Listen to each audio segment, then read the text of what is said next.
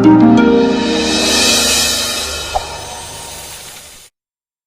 datang di kuliah Survival Analysis. Ini adalah salah satu mata kuliah di program studi Sarjana Statistika Fakultas MIPA Universitas Indonesia. Saya Sarini Abdullah, dosen pengampu untuk mata kuliah ini.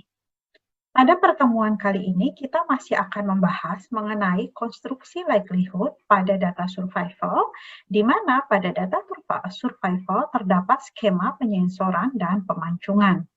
Langsung saja, untuk lebih khususnya, sekarang kita akan membahas mengenai konstruksi likelihood pada data terpancung kiri dan kombinasi penyensoran.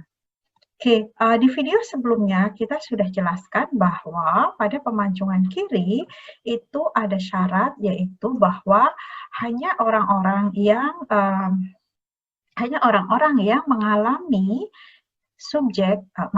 hanya orang-orang yang belum mengalami event sebelum suatu titik waktu tertentu, yaitu yang kita sebut dengan waktu pemancungan kiri. Orang-orang yang belum mengalami event, maka mereka tidak akan dimasukkan ke dalam studi. Orang-orang yang belum mengalami event itu akan dipertimbangkan untuk ikut ke dalam studi. Misalkan dari kumpulan orang ini, untuk ilustrasi saat ini kita ambil 3 subjek, yaitu subjek pertama, kedua, dan ketiga. Pada subjek pertama, katakanlah dia masuk dalam studi pada waktu TL, waktu terpancung kiri untuk orang ini, kemudian mengalami event di T sama dengan T2. Tentu saja karena orang pertama terpancung kiri, artinya waktu terjadinya event lebih besar dari TL. Jadi di sini ada syarat bahwa waktunya harus lebih besar dari waktu pemancungan kiri.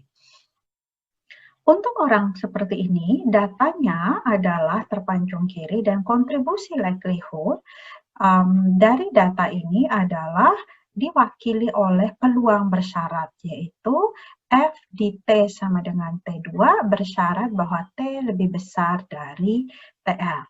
Dan ini merupakan rasio dari PDF di nilai T2 dibagi dengan fungsi survival di waktu pemancingan kiri. Hal yang serupa juga berlaku untuk objek yang kedua, di mana katakanlah ini eventnya terjadi di T1, bersyarat bahwa T-nya itu lebih besar dari TL. Sehingga dengan logika yang sama, kita dapatkan kontribusi likelihood dari orang kedua pada data ini adalah rasio antara FT1 dengan STL. Bagaimana dengan orang ketiga? Katakanlah di sini untuk orang ketiga masuk ke dalam studi di waktu TL, kemudian kita amati, namun hingga waktu berakhir eventnya belum terjadi. Sehingga untuk orang ketiga kita katakan dia tersensor kanan di titik waktu di mana pengamatan terakhir terhadap orang ini dilakukan.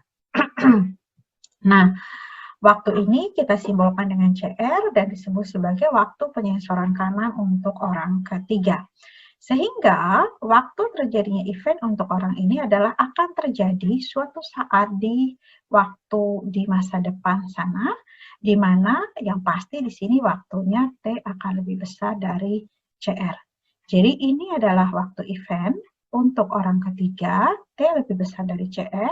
Tepatnya kapan kita tidak tahu, bersyarat bahwa T lebih besar dari TL.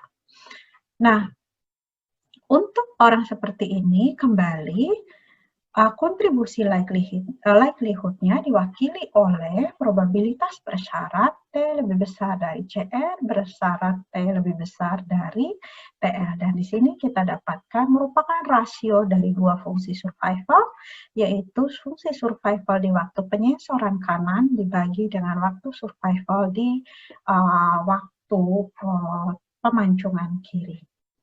Nah, bagaimana menerapkan ini pada contoh data? Sebelumnya kita lihat dulu. Jadi 3 hal di atas ini adalah kontribusi likelihood dari masing-masing objek yang berada pada data kita, data sampel. Nah, seandainya, katakanlah untuk menyederhanakan permasalahan, data sampel kita hanya terdiri dari 3 orang ini, maka Bentuk likelihood dari data tersebut adalah merupakan perkalian dari kontribusi likelihood ketiga orang itu.